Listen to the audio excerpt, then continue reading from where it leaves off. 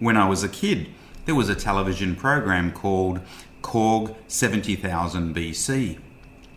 The program featured the adventures of a family of Neanderthals during the Ice Age. It showed them going about their daily lives, fighting wild animals, wandering from place to place, and the like. In one episode, while on their travels, the group of Neanderthals discovered the ocean. They thought it was great and went running up to it to get a drink. They were horrified by its salty taste, but nevertheless decided to set up camp on the beach. They all went to sleep, with the dead animals that they had killed for their meals for the coming day or two alongside them. During the night, the tide rose and they found themselves inundated with water. To their shock, their meat supply had been taken off into the ocean. A day or two later, the carcasses washed up on the beach. Eating some of the meat, they were impressed by its new salty taste. But even more striking than that was the fact that the meat, now salted, did not go off. The salty water had proved itself a preservative for their meat. Fast forward 70,000 years to the time of Jesus, and you find humans living in civilized communities in the Roman Empire, a time when the preserving power of salt was common knowledge. Salt was used by the Jews to preserve, to purify, and to cleanse. But perhaps even more than that, salt stood for the people of the Old Testament as a metaphor for loyalty, permanence, and fidelity.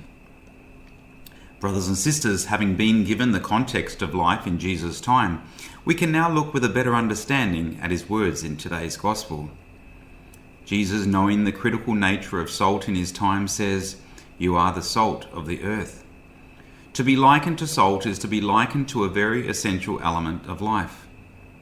Jesus, in calling us salt of the earth, is saying that we have a critical and essential role to play in his kingdom. We are charged with salting the earth and its peoples. We are called to be loyal, permanent, and faithful preservers, purifiers, and cleansers. It is no small task.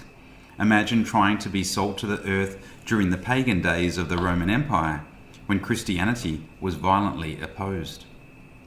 In the second reading, we get a glimpse of what this would have been like. St. Paul tells the Corinthians that he came among them in great fear and trembling.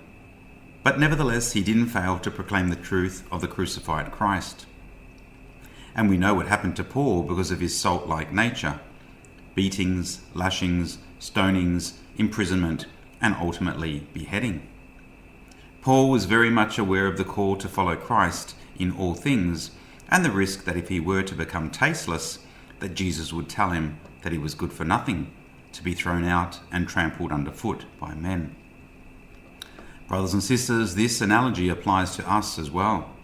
We are all called to be salt to the earth, and that may entail suffering, even to the point of death, especially so as the world descends back into paganism. Jesus goes on to say, "You are the light of the world." Without finding some other example to demonstrate the point, I think without electricity in Jesus' time, being able to provide light before sunrise and after sunset would have been an essential service to humanity. Jesus goes on to tell us that we are called to be lights.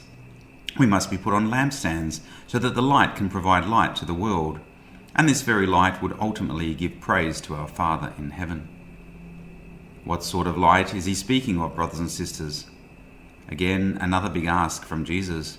The first reading from the prophet Isaiah is quite clear on what it means for our light to be seen in the darkness.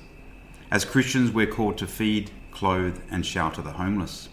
We're called to overthrow systems of injustice and tyranny.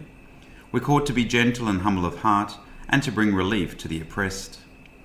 If we do all these things, then our light will rise in the darkness and our shadows become like the noon.